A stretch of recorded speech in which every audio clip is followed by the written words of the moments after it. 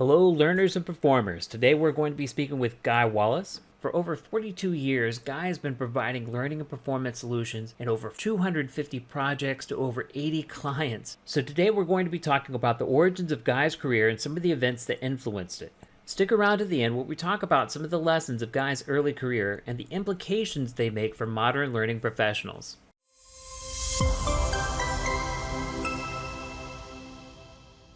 So who is Guy Wallace? Guy is a prolific author and servant leader of the human learning and performance community. He has authored over 100 publications, made 127 presentations, conducted 147 human performance technology or HPT video interviews, all available for you to enjoy on the net for free, which is crazy, and provided all sorts of HPT resources that you could get. Like it's absolutely ridiculous. We're really just scratching the surface here. And more impressive than all of this is a claim that he made that in all of this, he has never missed a deadline or been late on a project. I want to get to a place in my career where I'm never late and I never miss a deadline in anything I do. And so for that reason and more, I listen quite attentively to what Guy has to say and how he orchestrates his projects. Way back in 2017, I asked Guy Wallace to mentor me. He said he would only do so if I joined the local chapter of ISPI, or the International Society of Performance Improvement. I immediately joined the Potomac chapter, where I met Dr. Paul Elliott, Dr. Gabe Hamda, Peter Beverso, and a great human performance technology community. In my conversations with Guy and in Guy's writings, he frequently talks about his time working at Motorola and working with Geary Rummler. I asked Guy for an interview to talk about the start of his career and some of his early influences. This video covers Guy's time at Motorola and some of the events that led to his particular brand of no-nonsense, evidence-based human performance improvement. Let's begin. So those are the things I'd like to talk about today. Starting with Motorola. I'm really excited about this. All right, so I'm going to have to back up one job before Motorola to set the context for Motorola, because they really string together. So I graduated from college in August of 1979, and I went to Saginaw, Michigan to Wicks Lumber, and I joined a 10-person training and development organization. And in that 10-person organization, besides there being another Guy who became Guy 1 and I was Guy 2, Geary Rummler's brother-in-law worked there. And the two people that I was going to work with had just arrived a week earlier from Blue Cross Blue Shield of Detroit, where they had worked with Geary Rummler's brother, Rick Rummler. And the brother-in-law was instrumental in getting those two people coming, because they were recommended by Geary Rummler, because they were known to him, because at Blue Cross Blue Shield, they were implementing a lot of the things that Rummler and Tom Gilbert were doing at their organization called Praxis for a number of years, and then that business Praxis was let go, and Rummler did some other things in between. But so I spent 18 months there, but on day one I was given three things. I was given a 1970, so it was 9 years old, mimeographed article about from Praxis. It was their newsletter for September and October of 1970, and it talked about guidance, which we all knew later as job aids, and which we know today as performance support or workflow learning. But guidance, and how guidance could be used in place of training, so we didn't force people to memorize everything. We could give them this job aid, this guidance, and they described several different versions of it. And I was told that we were going to be doing most of our training, we were going to be providing guidance. The second thing I was given was Bob Mager's book, Analyzing Performance Problems, or You Really Wanna. Classic book, still good today. Yeah, I was also given Tom Gilbert's recent book, because this was 1979, and his book came out in 78, Human Competence, which it took me 3 times trying to read through it to get through it. But so that's another story, but there's a lot of lessons learned in that. But anyway, so I was oriented to Rummler and Gilbert approach to instructional systems design and development. back in the old days, ISD stood for Instructional Systems Development, and ID stood for Instructional Development. But, design is cooler than development. And so it all shifted then back in there in the late 70s and early 80s. Because later on, when I got a chance to meet with Rummler, I told him I was taught a derivative of your approach, Gary Rummler's approach to analysis, performance analysis.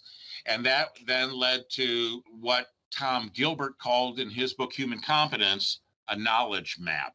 And my organization changed things around, changed the formats, changed the labels on these things. So we produced a performance table and a knowledge map. But we then soon changed it, and I soon changed it to become a performance model instead of a job model, because oftentimes we're looking at more than one job, and a knowledge matrix. And so those things were instrumental early on, 18 months of practice with that.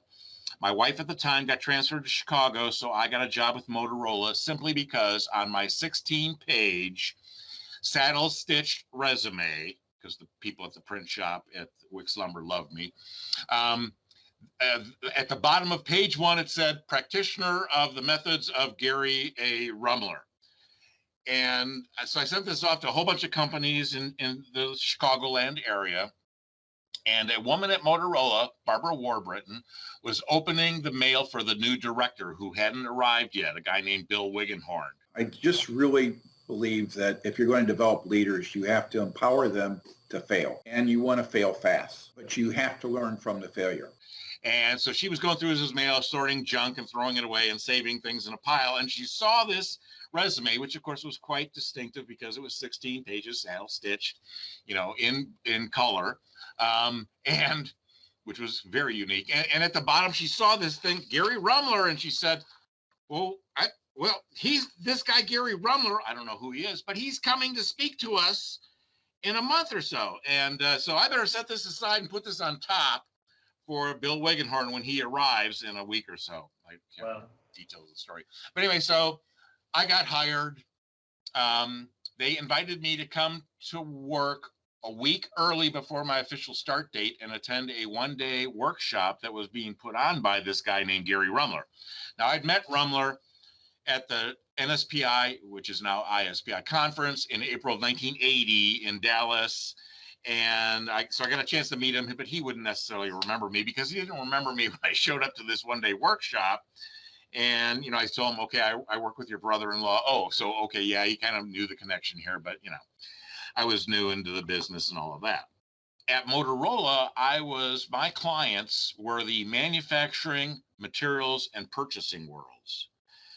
And Bill Wiggenhorn set me up. I didn't have what was called a functional manager, so I skip level reported to the top guy, Bill Wiggenhorn. This was a brand new corporate training organization. There hadn't been one for 10 years. It had all been distributed out to the field, to the strategic business units, which were called business sectors at Motorola, 5 of them. And that wasn't working. But so Motorola had embarked on this effort to install a participative management system, and they called it PMP, the Participative Management Program.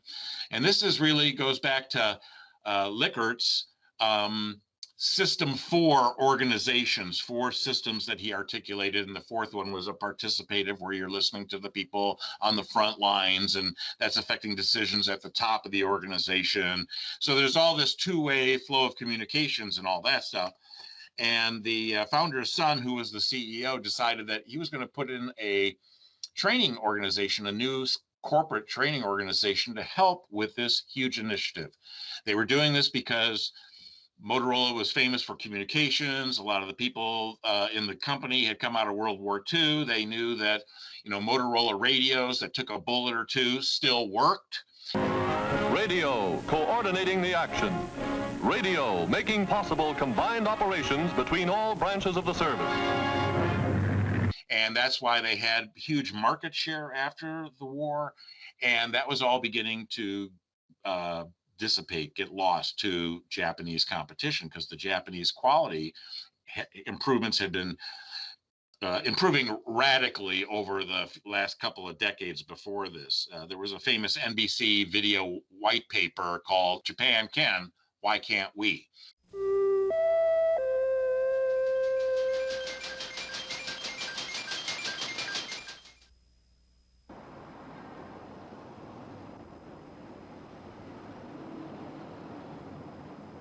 I now invite the representatives of the Emperor of Japan to sign the instrument of surrender at the places indicated.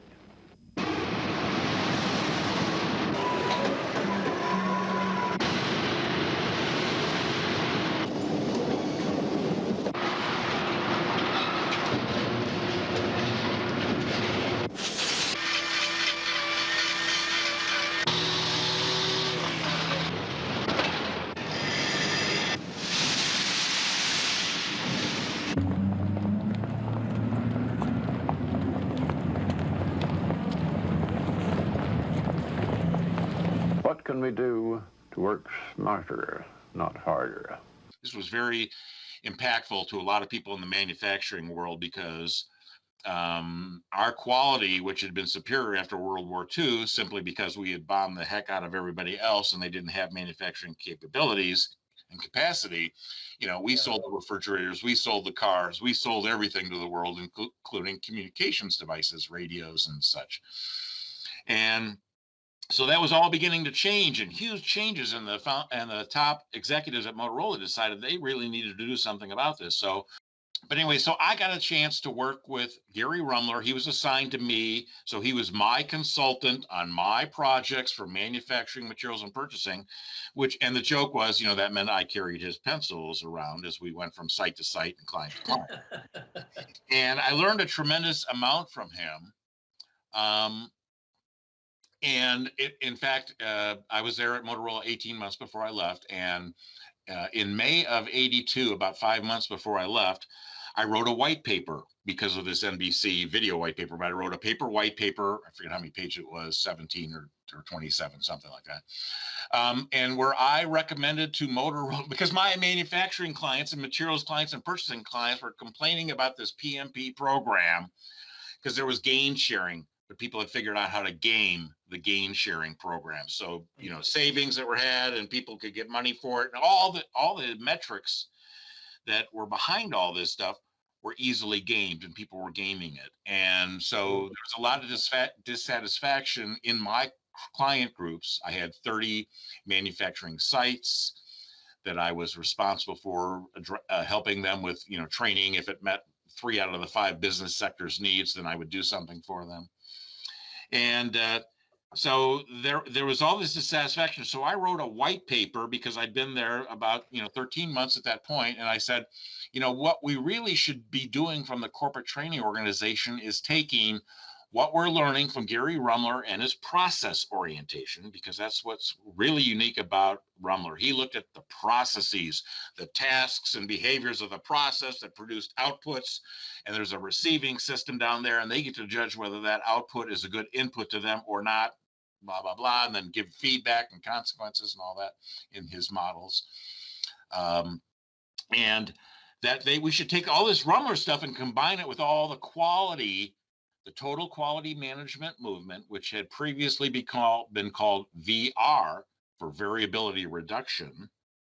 Because if you want to improve quality in your product, you reduce the variation of the product by reducing variation in your process. And so all these quality tools that basically there's like a pile of tools. It's like task analysis that's not done very well. There's just a whole bunch of stuff and it's not organized well and you don't know when and where to use it and all that stuff. So I had suggested that they combine all of this quality tools with the Rummler stuff. And part 3, I was learning from Neil Rackham, who later wrote the book Spin Selling, and he was implementing spin selling at Motorola. And so I got exposed to all that. In fact, the Hathaway group back in England and Sheffield had a negotiations program that was built on the same foundation of communications behaviors. And so they had a way to delineate and count, how many of this kind of behavior did we see at this point in the process, at that point, and this point, and that point. And so I was tasked with doing the negotiations for the purchasing world. And there were other target audience, such as salespeople at Motorola, and there were people who negotiated government contracts. Sell a couple black boxes for $4 billion each, and you can't tell anybody what's in those things, secretive stuff. Anyway, those were my clients. And so I worked with Huthwaite in Sheffield, England to bring their negotiations program back to America. And so I got exposed to all that stuff. So I said, the Rummler process orientation is great. We ought to combine it with all these quality tools. And we need to teach people these communications behaviors because communications is key.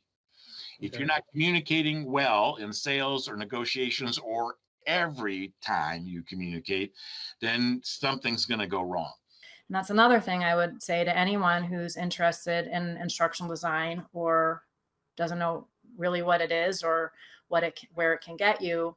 If you are a good instructional designer, what you are going to be able to do better than anyone is communicate, because you can't teach people and you can't coach people and you can't help people improve if you can't communicate. Anyway, so I wrote this white paper, and my boss, he wasn't too sure about this, but Bill Wigenhorn kind of liked this. We had a couple of meetings with Rummler in New Jersey to talk about all this stuff. But my boss converted the whole idea to what he called a do-it-yourself Geary Rummler consulting kit. And we have pictures of him wearing a Kit Superman t-shirt with a big kit across. And we worked with Rummler to begin to create this thing. And that turned into a training course called OPS, Organizational Performance Systems. I feel that the mission of training, the objective of training, is to improve individual and organization performance, those two things.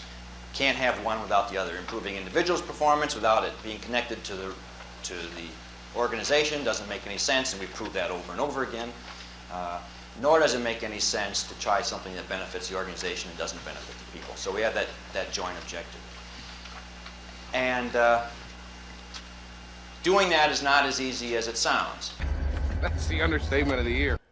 So, what are some of the lessons that we can learn from the experiences Guy shared in this video? First, Guy did what it took to stand out the right way. He put in the work to make his resume unique and put his best value propositions front and center. This and a bit of luck that Guy's decision to adopt Geary Rummler's methods and his previous opportunity working with Praxis would land him a job at Motorola. Again, for those who don't know, Motorola was the equivalent of a fangam of Facebook, Amazon, Apple, Netflix, Google Alphabet, and Microsoft. Or, in other words, an organization that was an industry leader which totally dominated its market. So hard work, attention to detail, and presenting your proxy professionally via social media, your portfolio, your resume, this matters a great deal. Next, like Guy said, Motorola once had a storied reputation. Not only did they make and provide reliable radios during World War II, they made all kinds of electronics. Check out what I consider their most legendary moment. It's a little shadowy, but he said he expected that in the shadow of the lunar module. Armstrong is on the moon. Neil Armstrong, 38-year-old American, standing on the surface of the moon on this July 20th, 1969. That's one small step for man, one giant leap for mankind. Buzz Aldrin said that while on a Motorola radio. Motorola made the cell phone. Motorola completely dominated the cell phone market for years. Because of all this and more, Motorola was 23rd on the Fortune 500 ranking in 1994. In 2006, Motorola reported revenues of $43.7 billion, primarily because of its highly fashionable flagship Razr flip phone. I remember having several of those back in the day. And then the Apple iPhone completely disrupted the market. Motorola's decisions that allowed Apple to gain such a wide market share without a battle stations-like response is considered one of the greatest business mistakes of all time. Motorola is certainly not the same company it once was. In fact, it's now two companies, Motorola Solutions and Motorola Mobility. Motorola Solutions appears to be doing very well, at least in recent years, providing communications infrastructure solutions for first responders and critical communication networks. Motorola Mobility, what most people think about today when they talk about Motorola, has been struggling since Apple disrupted the cell phone market. While its latest phone is pretty cool, I and most other people almost certainly won't be buying one. It's true that Motorola gave us Six Sigma. Yet there's a paper I highly recommend reading called The Myths of Six Sigma, published in 2005, which addresses some myths about who really should get the credit for the creation of Six Sigma. In essence, Alan Ramius posits that many people, such as Deming, Jurin, and yes, Geary Rummler, should get credit for the formulation and foundational intellectual capital that Six Sigma was built upon. Ramius states that, like Guy Wallace, he worked with Rummler at the Motorola Training and Education Center, or MTEC, which eventually became the highly touted Motorola University. While Motorola is one of only 53 companies to have been part of the Fortune 500 in some form or fashion since 1955, and that is a feat of feats to be sure, Motorola Mobility has yet to regain its footing since the iPhone disruption, and Motorola Solutions is practically unrecognizable compared to the Motorola of yore. In 2014, Motorola shut down its last manufacturing plant in the United States. In 2018 and 19, the entire Motorola campus and its famed Motorola University was destroyed. Today, Motorola Mobility, now owned by Lenovo, a company based in China, now reports revenues of around $1 billion annually. Motorola Solutions currently ranks 395th in the Fortune 100 and reports revenues of $7.4 billion in 2020. Given the loss of Motorola University, I can't help but think about KPMG's recent $450 million investment, the KPMG Lake House, which opened in January of 2020, right before the pandemic lockdowns began. Like Motorola of yore, KPMG is a highly profitable company. Last year, it reported revenues of around $29 billion. If it were listed on the Fortune 500, it would come in just under Tesla and push Philip Morris out of the 101st ranking. Theoretically, Lake House will pay for itself in 5 years, given that KPMG had been spending over $100 million in hotel and travel fees alone for training its 226,000 employees. Will the Lake House serve as a bastion of learning and become a vaunted corporate university the likes of GE's Crotonville campus? Maybe so, and upon reflection, I think it would take a lot for KPMG to suffer the same fate as Motorola and Motorola University. First, KPMG would need to make significant missteps internationally for it to lose its market position.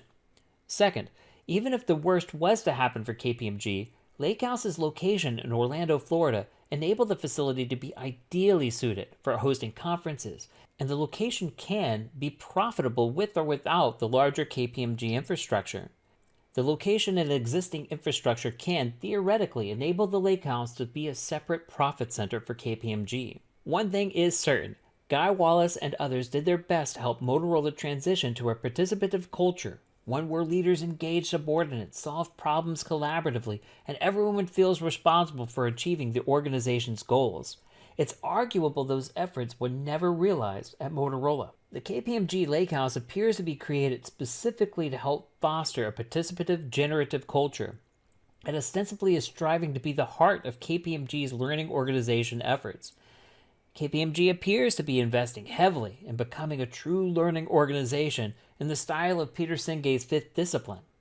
If this is the case, and if KPMG is successful in fostering and sustaining a generative, participative culture, then the Lake House and efforts supporting learning and development will not only make good business sense in the short term, but be the heart of KPMG's competitive advantage for the foreseeable future. So, what are you to do if you're caught in a situation where you're not able to help foster or thrive within a participative environment? Guy left Motorola in the early 1980s, and I think the world is better for it. As Motorola has proven, organizations that refuse to leave the industrial era mindset, at least prior to Industry 4.0, will not survive in today's highly competitive global marketplace.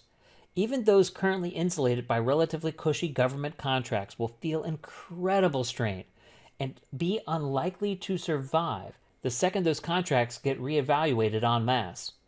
As we close, let's listen to Andrew Schaefer, who says it best in his presentation, "There is no talent shortage." And think about the opportunities this provides learning and performance professionals today to help organizations not just survive, but thrive. That's exciting. It's an amazing time. Software keeps eating, and it's not stopping. It's going to accelerate. And I'm going to argue that you're either building a software business or you'll be losing to someone is. But that's obvious, right? That's the whole point of software is eating the world. That's nothing. That didn't adding new information. Didn't change your behaviors. I'm going to alter that just a bit. You're either building a learning organization or you'll be losing to someone who is. The game has changed. And that's all I have. We've reached the end of the video. Please like, comment, subscribe, and yes, click on the bell icon to be notified when the next episode is coming out. There's more Guy Wallace content on the way. However, our next episode will be an interview with Brian Lee, where we talk about how user experience research and product management principles can better inform instructional systems design. Thank you for watching, and keep learning and performing.